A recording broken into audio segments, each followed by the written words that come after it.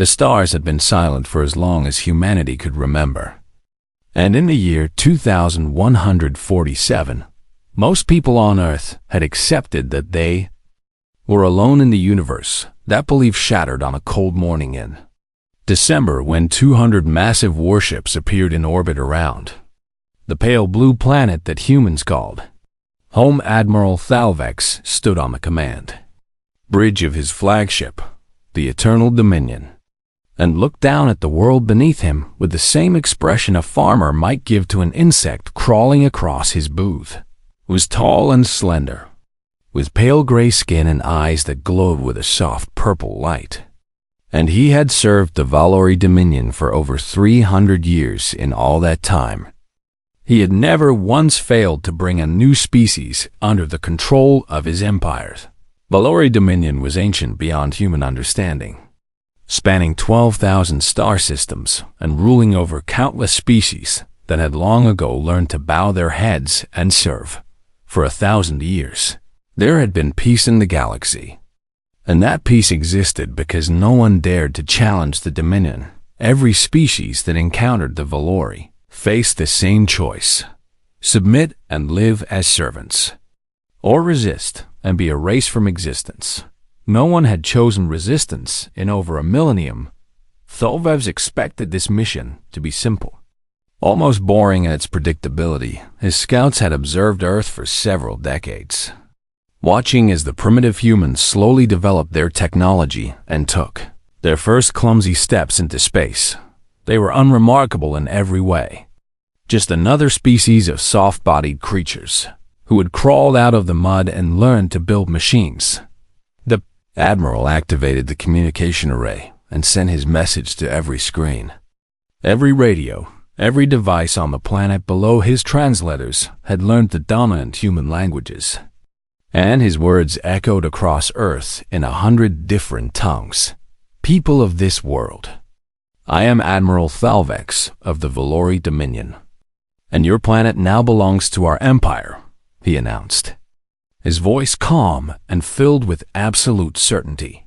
You will surrender your governments, your military forces, and your resources to our control, and in exchange, you will be granted the honor of serving the greatest civilization the galaxy has ever known. He paused, allowing the weight of his words to settle over the billions of creatures listening below. You have 12 hours to comply, and any resistance will be met with immediate and total destruction. The message ended, and Thalvex turned to his second in command, a younger Valori named Kethryn, who had served under him for 50 years. How long do you think they will take to surrender? Kethryn asked. The Admiral made a gesture that served as a Valori shrug. 6 hours at most, he replied with confidence. These creatures have never faced a threat like us, and once they understand the hopelessness of their situation, they will do what every species does. He looked back at the blue world with its white clouds and green continents. They will kneel, but as the hours passed, something unexpected happened. The humans did not send messages of surrender, and instead, the communication channels filled with heated debates, arguments, and discussions that the Valori translators struggled to interpret. Leaders shouted at each other across continents. Military commanders demanded action, and ordinary citizens took to the streets in numbers that the surveillance drones could barely count. Thalvex watched this chaos with growing confusion.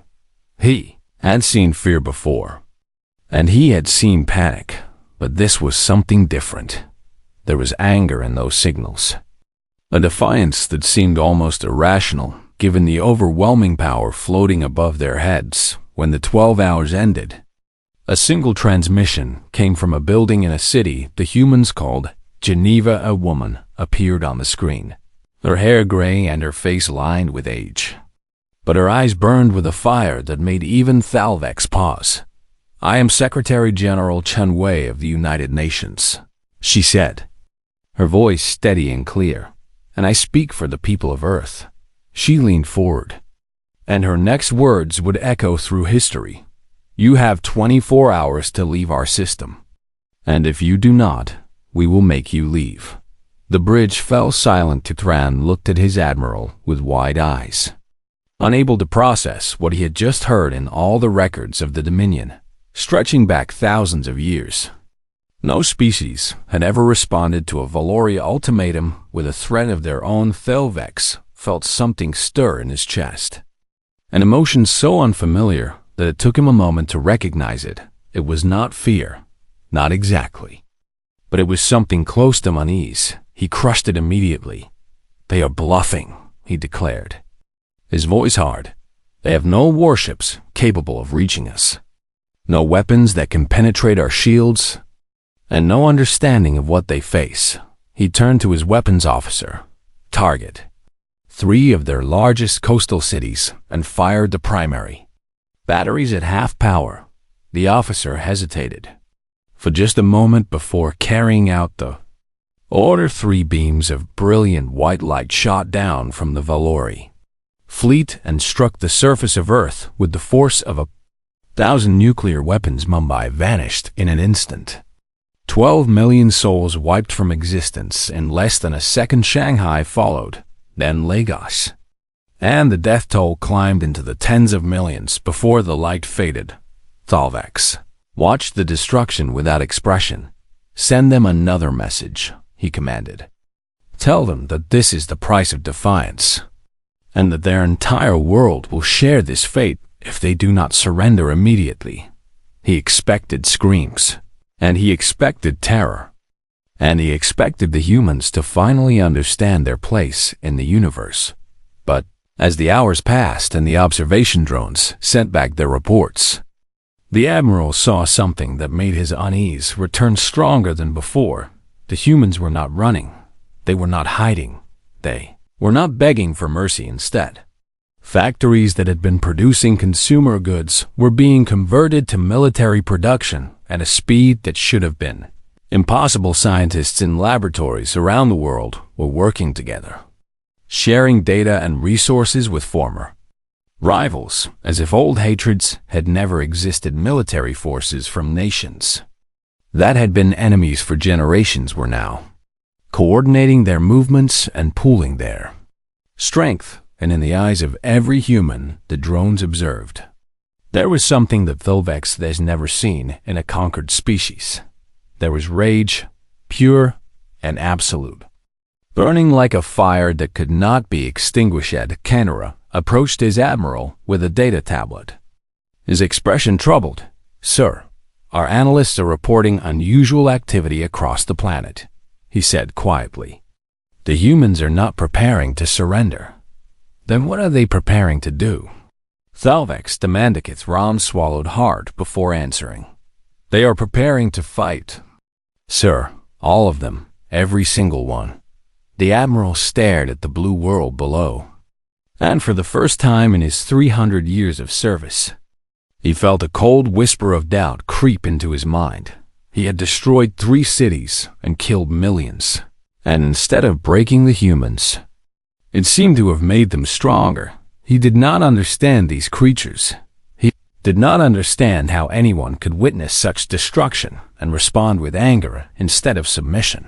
But deep down, in a place he would never admit existed, Admiral Thalvex began to wonder if he had made a terrible mistake.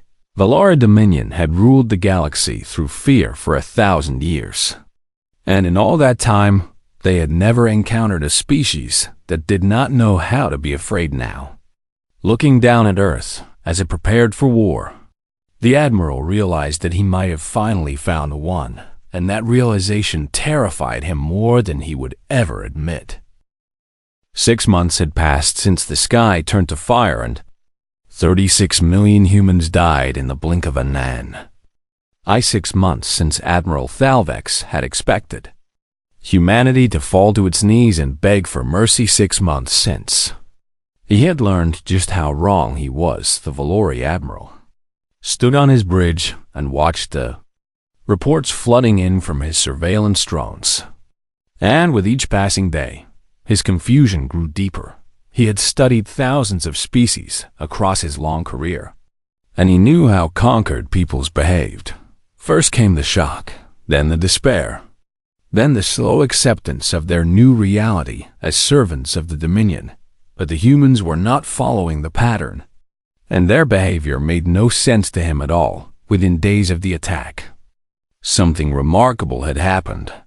On the surface below, nations that had threatened each other with weapons for generations suddenly stopped their arguments and began to top borders that had been guarded by armies dissolved overnight as if they had never existed. Humans called it the unification, and it happened so fast that Valori analysts could barely track it. Old enemies shook hands in front of cameras, while their citizens cheered. Resources that countries had hoarded for decades were freely shared with neighbors who had once been rivals. Every factory, every laboratory, every university on the planet bent its efforts toward a single purpose.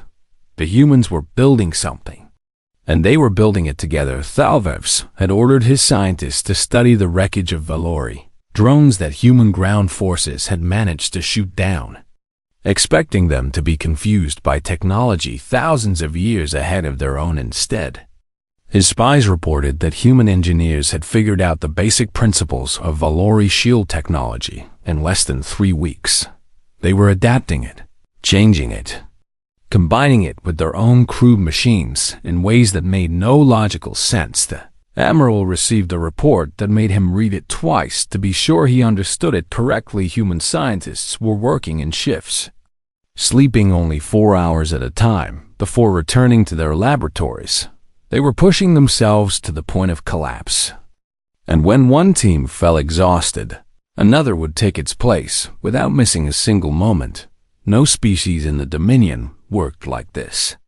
Not even the Valori themselves. It was as if the humans had declared war, not just on the Dominion, but on the very concept of rest and comfort. Kithron approached the Admiral with yet another troubling update.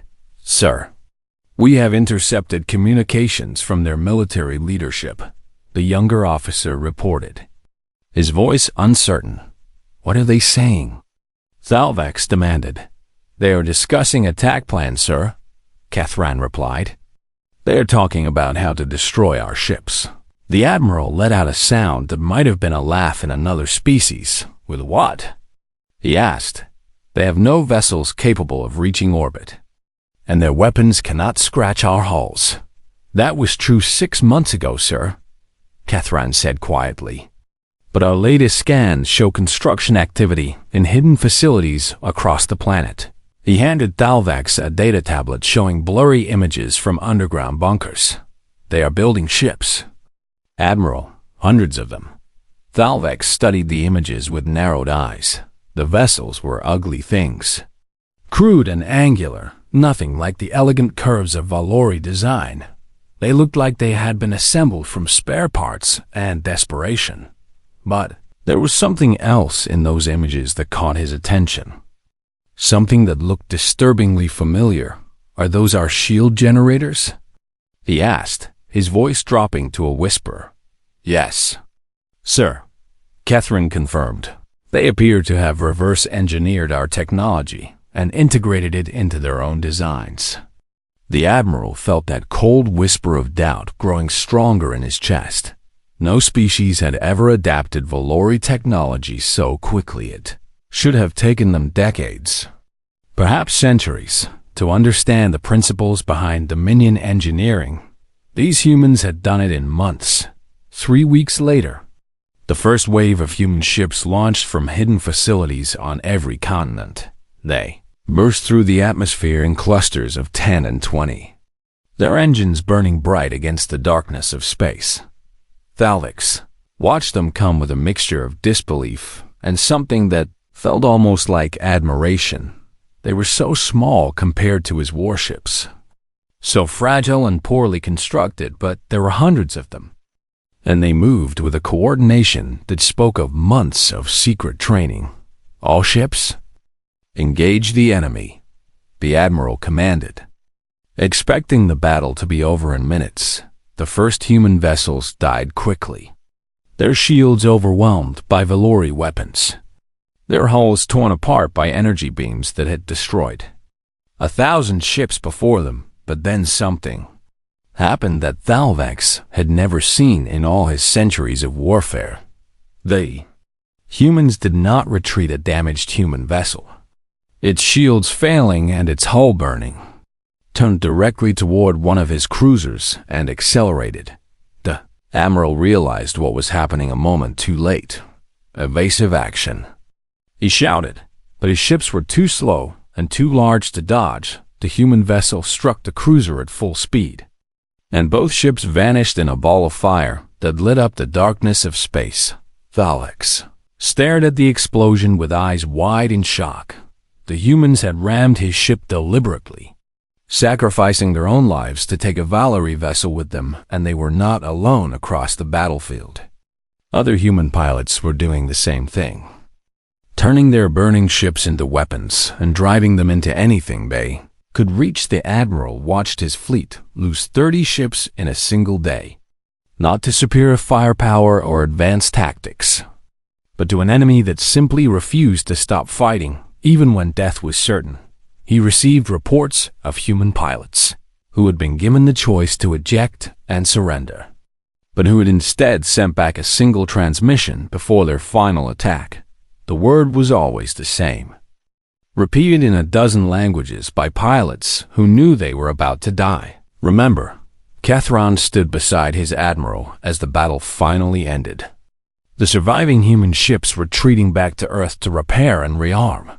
"Sir," the younger officer said, his voice shaking, "I do not understand these creatures." Thalvax said nothing for a long moment, his eyes fixed on the wreckage floating through space. "Neither do I," he finally admitted that night. The admiral sent his first report back to the Dominion High Council, and for the first time in his career, his words carried an emotion that the Valori had not felt in 1,000 years. He wrote of a species that did not know how to surrender, that responded to destruction with fury instead of fear, that sent their own people to die with smiles on their faces if it meant taking an enemy with them. He wrote of scientists who worked until they collapsed, of soldiers who fought until their last breath, of ordinary citizens who volunteered for missions that had no chance of survival, and he wrote a warning that would shake the foundations of the Dominion itself. "These humans are not like the others," the message read. "They do not fight to live. They fight to win. And they will not stop until one of us is destroyed. I am no longer certain that it will be them." The High Council received the message and dismissed it as the exaggeration of an aging admiral who had grown soft after too many easy victories. They would learn the truth soon enough, and when they did, it would already be too late. The news spread across the galaxy like fire through dry grass, carried on whispered transmissions and stolen data files that passed from hand to hand in the shadows of the Dominion on 1,000 worlds. Enslaved species heard the impossible story of a small blue planet that had dared to fight back against the Valori. 2 years had passed since the invasion of Earth, and humanity was still fighting. The Carol were the first to hear the tales, their insectoid bodies huddled together in the Ptadians, darkness of the mining tunnels where they had labored. For 300 years, they passed the information through chemical signals that their Valori overseers could not detect, sharing images of human ships ramming into Dominion cruisers, of human soldiers charging into battle with weapons that should have been useless against superior technology. An elder Carol named Crixtel gathered the workers of Mining Shaft 7 around her, her antennae twitching with an emotion that none of them had felt in generations. "The humans lose many battles," she told them, her voice a soft clicking sound that echoed through the tunnel. "They die by the thousands, and their cities burn." The workers chittered in confusion, not understanding why this was supposed to be good news. "But they do not stop," Crixtel continued. "Every time the Valori think they have won, the humans attack again." She leaned closer, her compound eyes glittering in the dim light. "They are teaching the galaxy something that we forgot long ago," she whispered. "They are teaching us that it is possible to fight on the ocean world of Morvath." The aquatic beings who had served the Dominion for 400 years began to sing songs that had been forbidden since before any of them were born. The song spoke of a time before the Valori came, when the Morvathi had been free to swim the great depths without fear. The younger generations had never heard these melodies, and they listened with growing wonder as the elders taught them the words Morvathi named. Shalyn gathered her people in the deepest trenches where Valori listening devices could not reach. "I have seen recordings of the humans fighting," she told them, a voice carrying through the water like a mournful song. "I watched a human pilot fly his broken ship into a Valori command vessel." She paused, her fins trembling with emotion. "Before he died, he was smiling," she continued. "He was happy to give his life if it meant hurting those who had hurt his people." The Morvathi swayed in the current, processing this information that seemed so strange and yet so powerful. "We have served the Dominion because we believed we had no choice," Shalyn said. "But the humans have shown us that there is always a choice. We can choose to be afraid, or we can choose to be free on world after world." Similar conversations were happening in secret places where the Valori could not hear the silicon-based Krath, who had been used as living batteries to power Dominion facilities. Shared data crystals containing footage of human resistance, the feathered Verkai, who had been bred for generations to serve as household servants, whispered to each other about a species that would rather die than kneel the massive throne, whose strength had made them valuable as construction workers. Began to remember the warriors their ancestors had been before the Dominion broke them. Something was changing across the galaxy, something that the Valori had not anticipated for 1,000 years. They had maintained peace through the simple belief that resistance was impossible. Every species they conquered had eventually accepted this truth and learned to serve, but now there was proof that this belief was a lie somewhere. In the darkness of space, a small species of soft-bodied creatures was proving that the mighty Valori could bleed, and if they could bleed, they could die. The first open act of rebellion happened on Churl Prime, in the very mine shaft where Crixtel had first shared the news of humanity. A Valori overseer named Maltok approached a worker who had stopped digging and demanded to know why he was not performing his duties. The worker, a young Chiral named Vekris, looked up at the overseer with eyes that held no fear. "I am tired," he said simply. "I will not dig any more today." Maltok raised his discipline rod, ready to deliver a painful shock that would remind this insect of its place. But before he could activate the weapon, something happened that had not occurred on Churl Prime in 3 centuries. Every other worker in the shaft stopped what they were doing one by one. They put down their tools and stood in silence, hundreds of Chiral forming a wall of chitin and defiance. Around their young companion, Maltok looked at the crowd surrounding him and felt something he had never experienced before. He felt afraid. "This is rebellion," he sputtered, his voice losing its commanding tone. "You will all be punished." Crixtel stepped forward from the crowd, her old body moving slowly but her voice ringing clear. "Then punish us," she said. "Punish all of us." She gestured at the workers behind her. "Kill us if you must. But know this, we are not afraid of death anymore. The humans taught us that death is not the worst thing that can happen to a people. The worst thing is to live on your knees when you could have stood tall." The Valori overseer backed away, calling for reinforcements on his communicator within hours. Dominion troops arrived to crush the rebellion. They expected the Chiral to scatter like the insects they resembled. Instead, the workers fought back with mining tools and bare claws, throwing themselves at armored soldiers with the same desperate fury they had seen in the recordings from Earth. Thousands died in that first uprising, their bodies filling the tunnels of Mining Shaft 7. But before the last rebel fell, they managed to send a transmission to every chiral colony in the system. "We stood," the message said. "For the first time in 300 years. We stood. Now it is your turn." The Dominion High Council finally began to understand the danger they faced. Admiral Thalvex received new orders, stamped with the seal of the Supreme Overlord himself. "Exterminate Earth," the orders read. "Leave no survivors. This infection must be stopped before it spreads any further." Thalvex looked at the orders and felt the weight of what he was being asked to do. He had destroyed cities before, but he had never been ordered to wipe out an entire species. Part of him wondered if it was already too late. If the humans had already done something that could not be undone, they had given the galaxy something far more dangerous than weapons or technology.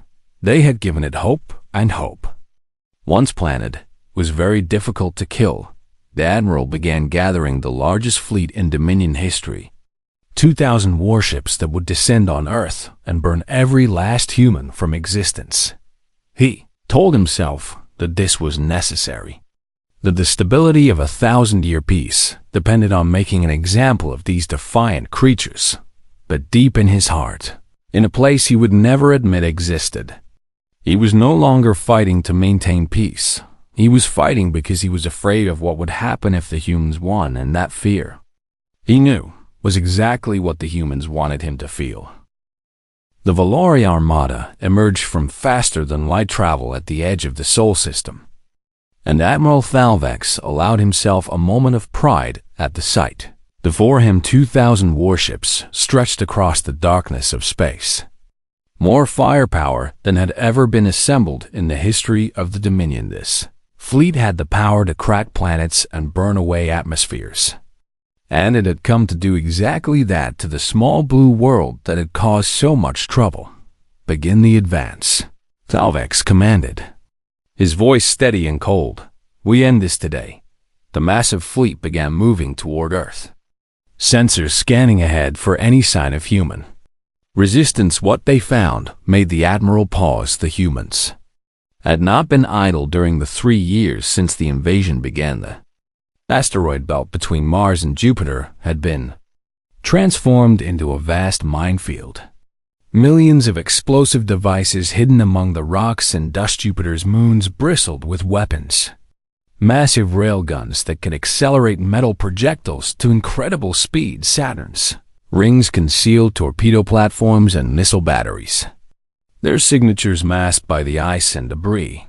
And Earth itself was surrounded by a lattice of orbital defense stations, ugly industrial structures that looked nothing like the elegant designs of Valori architecture. They were built for one purpose only: to kill. "They have fortified the entire system," Catherine said quietly, his voice carrying a note of reluctant respect. Thalvex studied the tactical display and felt that familiar unease growing in his chest. He had expected resistance, but not on this scale. Still, he reminded himself, quantity could not overcome quality. His ships were individually superior to anything the humans could build, and his crews had centuries of experience in combat. "Continue the advance," he ordered. "Clear the obstacles and proceed to Earth." The battle began in the asteroid belt, where Valori cruisers pushed through the minefield while their point defense systems destroyed the hidden explosives. Losses were light at first. Just a few dozen ships damaged by mines they failed to detect in time, but then the human ships emerged from behind the asteroids, and Thalvex realized that the minefield had been a distraction. The human vessels were different from the ones he had faced before. They were faster and more maneuverable, their shields stronger and their weapons more precise. 3 years of desperate engineering had transformed humanity's crude prototypes into true warships, and the pilots flying them were not the same desperate volunteers who had died in the first counterattacks. They were warriors, hardened by years of combat and driven by a fury that made them terrifying to Thalvex. Watched a squadron of human fighters weave through the defensive fire of a Valori battleship. their movements so fast and precise that his gunners could barely track them. The fighters dropped their payloads and pulled away, and the battleship's shields flickered and failed under the concentrated assault before it could recover. Another wave of human ships was already attacking. Hitting the exposed hull with everything they had, the battleship exploded, taking 3,000 Valori crew members with it. How are they doing this? Catherine demanded, his voice rising with something close to panic. Their pilots should not be able to survive those maneuvers. Thalvex understood what his subordinate did not. Humans were pushing their bodies beyond safe limits, enduring gravitational forces that would kill a Valori pilot instantly. They were trading their health and their lives for speed and precision. Knowing that every second of combat shortened their remaining years, they simply did not care. The battle raged through the outer system, and with every hour that passed, Thalvex watched his losses mount. His fleet was still advancing, still destroying human ships faster than they lost their own. But the cost was far higher than he had anticipated. By the time they reached Earth, he had lost 400 ships, 1/5 of his entire armada. The planet hung before them, blue and white and green, surrounded by its ring of defense stations and the remnants of its orbital fleet. Thalvex gave the order to begin the bombardment. The first wave of attacks struck the orbital stations, which fought back with a ferocity that surprised even the Admiral station commanders, who should have evacuated instead, remained at their posts, directing fire until their stations were reduced to burning rubble around them. One station, badly damaged and drifting out of position, activated its engines one final time and drove itself into the midst of a Valori formation. The explosion destroyed 11 ships. Then the ground assault began, and Thalvex learned the true meaning of human resistance. His troops landed on every continent, expecting to crush the last defenders with superior numbers and firepower. Instead, they found that every city had been transformed into a fortress, every street a death trap, every building a bunker. Human soldiers fought from windows and rooftops, from sewers and subway tunnels, from basements and attics when they ran out of ammunition. They fought with knives and clubs and bare hands when they were wounded. They kept fighting until they could no longer move, and the civilians were no different. Thalvex received reports of elderly humans attacking his soldiers with hunting rifles passed down through generations. He heard of children throwing homemade explosives at armored vehicles, their young faces twisted with the same fury he had seen in the eyes of veteran warriors. He watched footage of a group of farmers holding a crossroads against an entire company of Valori troops, dying one by one, but refusing to give ground until the last of them fell. His soldiers, who had never known defeat, began to break. They had been trained to fight enemies who surrendered when the battle turned against them, who valued their own survival above all else. They did not know how to fight an enemy that embraced death as a weapon. Thalvex stood on his bridge as the reports flooded in, each one worse than the last. His casualty rates were unprecedented, exceeding the total losses of the last 5 centuries of Dominion warfare combined. His officers were requesting permission to retreat, their voices carrying an emotion that Valori were not supposed to feel. They were afraid, in desperation. The Admiral gave an order that he knew would end the war one way or another. All ships, prepare for planetary bombardment, he commanded. We will sterilize the surface and end this. But when the weapons officer moved to carry out the order, he found himself surrounded by other bridge officers who blocked his path. Cathran stepped forward, his face pale but his voice steady. No, Admiral, he said. Thalvex stared at his subordinate in disbelief. You dare to refuse my orders? He demanded. I dare to save our species, Catherine replied. You have seen what the humans do to their enemies. He gestured at the planet below, still burning with the fires of battle. If we commit genocide against them, every human who survives will dedicate their existence to hunting us down. Their children will be raised with stories of what we did, and their children's children will carry that hatred forward. They will follow us to every corner of the galaxy, and they will not stop until every Valori is dead." Catherine met his admiral's eyes without flinching.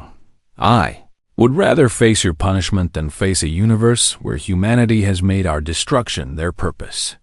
Thalvex looked at the officers arrayed against him, and he saw the same fear in all their eyes, not fear of him, but fear of the humans he had lost not to superior firepower or better tactics, but to an enemy that had simply refused to give up. The admiral turned to face the viewport, watching the planet that had cost him everything. "Order the retreat," he said quietly, his voice empty of emotion. "We are leaving." The Battle of Terra was over, and against all odds, humanity had won. But as Thalvex watched his broken fleet limp away from the Sol system, he knew that the war was far from finished. The humans had proven that they could survive. Now they would prove that they could conquer. The Valori Dominion expected humanity to rebuild their shattered world and count themselves fortunate to have survived. They expected the humans to fortify their solar system and pray that the Dominion would never return. They expected wrong. Within 6 months of the Battle of Terra, human ships began appearing in Dominion space, their drives modified and improved beyond anything Valori engineers thought possible. They did not come to negotiate or to establish peaceful relations. They came to fight. Admiral Helena Torres stood on the bridge of humanity's new flagship, a massive vessel that carried a name chosen by the survivors of Earth. They called it the TCS 12 million. In honor of the souls who had died in the first Valori attack. Torres was 53 years old, with gray streaking through her dark hair and scars marking her face from battles. She had fought on Earth's surface. She had been a refugee when the invasion began, fleeing from the ruins of Mumbai with nothing but the clothes on her back and a burning hatred in her heart. Now, she was the supreme commander of the Terran coalition forces, and she had come to repay every drop of blood that the Dominion had spilled. "Status report," she said, a voice calm and controlled. Her tactical officer, a young man named James Shen, whose parents had died in Shanghai, responded immediately. "We have entered the Churl system, Admiral, and our sensors show minimal Dominion presence." Torres nodded, a thin smile crossing her scarred face. "Signal our friends that we have arrived."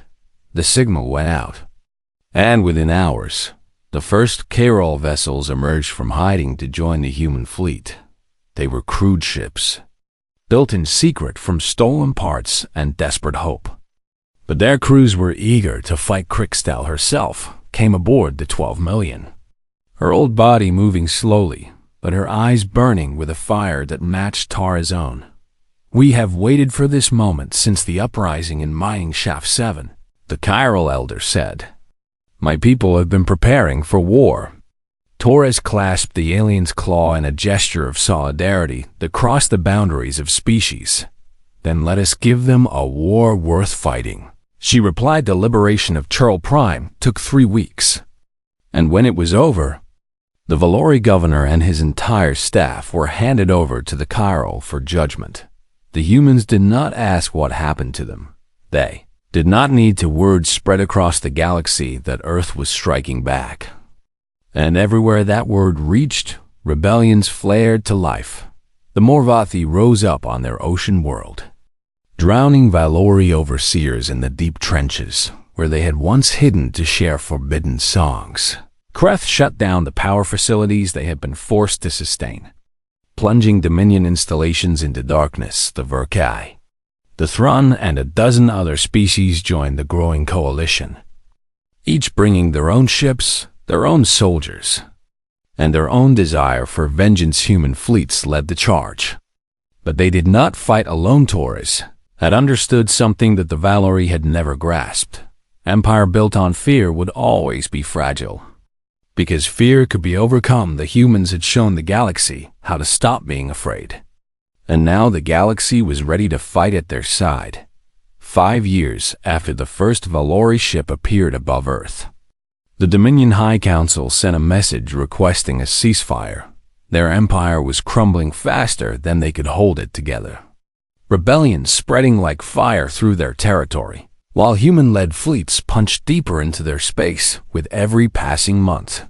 Taurus received their delegation aboard the 12 million. Surrounded by representatives of a dozen liberated species, the Valori ambassador was a tall, slender creature with pale gray skin and purple eyes that had once filled conquered peoples with terror. Now, those eyes were filled with something else entirely: fear. "We offer peace," the ambassador said, his voice carrying none of the arrogance that Admiral Thalvex had displayed 7 years earlier. "We offer reparations for the damage we have caused, and territory for the species we have wronged." He spread his hands in a gesture of surrender. "We offer anything you want, if you will only stop this war." Taurus looked at the ambassador for a long moment. Her expression unreadable. She thought of Mumbai, reduced to ash in a single heartbeat. She thought of the 36 million humans who had died before they even knew they were at war. She thought of the children who had thrown bombs at Valori soldiers because they had nothing left to lose. "You came to Earth expecting slaves," she said finally, her voice soft but carrying to every corner of the room. "You killed our children, and you burned our cities, and you thought we would kneel." She stood, and though she was small compared to the Valori, her presence seemed to fill the entire chamber. "We do not kneel," she continued.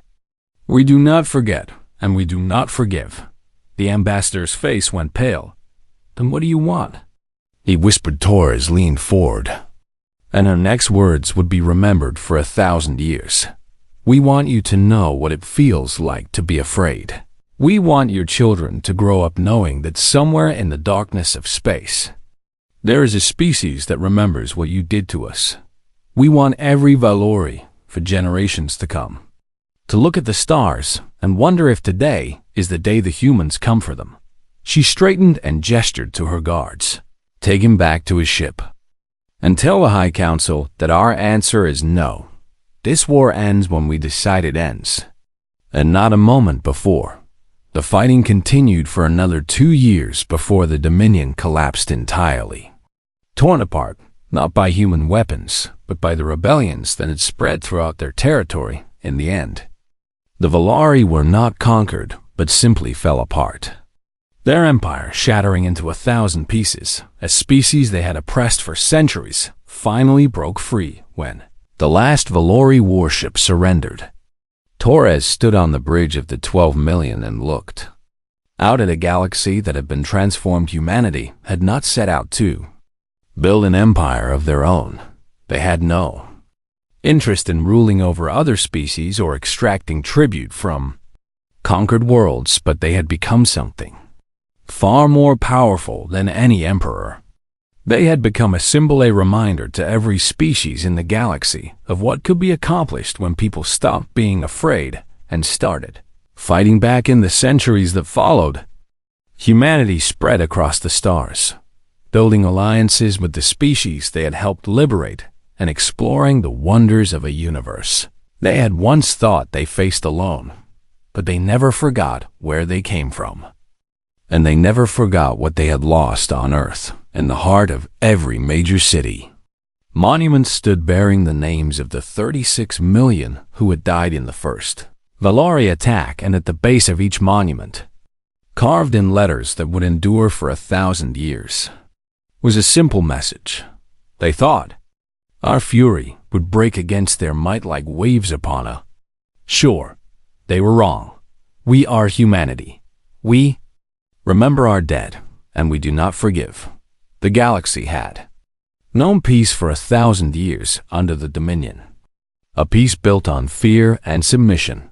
Now it would know a different kind of peace, one built on the understanding that there were some worlds you did not invade, some species you did not threaten, and one small planet circling an unremarkable yellow star, whose people had learned to wage war against themselves for 10,000 years before they ever looked to the stars. The universe had met humanity. it would never be the same.